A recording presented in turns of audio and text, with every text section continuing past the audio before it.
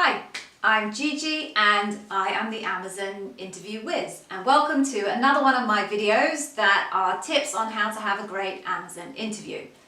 If you know the Amazon Interview Whiz, please do skip on. I keep trying to guess when I record these things as to where to best to skip on to, and I never get it right, so I'm going to stop doing that now. But please do skip on. There's a link in the description on when to start. If you don't know the Amazon Interview Whiz, I worked for Amazon for about 5 years, and in that time I trained and qualified to be an Amazon Interview Bar Raiser. The Amazon Interview Bar Raiser are about 5% of the population, and on top of their day job, it's their responsibility to facilitate the interview process, and they are the ultimate decision makers as to whether someone gets hired or doesn't get hired. So trust me, I know what it takes to get hired at Amazon. Today's tip is going to be a super quick one, but I keep getting this one quite recently. The question of, can I use examples outside of business for the leadership principle questions?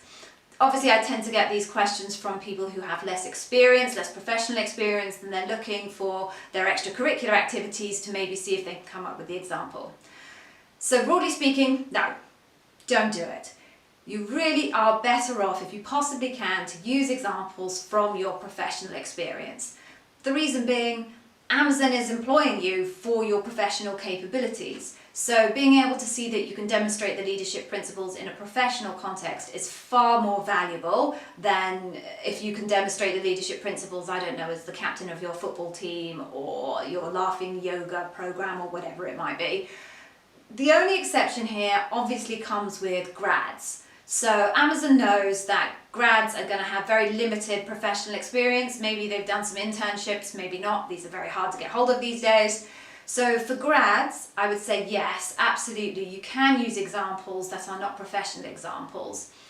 When you are using those examples, do try and equate the context of your example into a professional sense. So what I mean by this is, for example, your society members are your customers. The committee that you work with in managing the society, they are your colleagues. So when you're asked questions about customers and colleagues, that's the type of framework you need to be referencing back with. So grads, yes you can. Anybody else, please try and avoid it. It's not going to be ideal. Okay, so that was a super quick one today. I hope that was useful for some people. Do please like and subscribe if it was helpful. Obviously, if you subscribe, any of my new videos that come, you will see them immediately. And obviously, anybody who is in a very similar position to you and is looking for some help on their Amazon interview prep, they will see my content surface more obviously in the algorithm. Please do put in the comments who you are, where you're from, what role it is that you're interviewing for. My content is starting to really build up in terms of the views that I get, and I'm super excited to see how far I'm reaching and to whom I'm reaching and to whom my content speaks and is useful and relevant. So please do put some things in the comments. I would love to hear from you. But until next time, take care.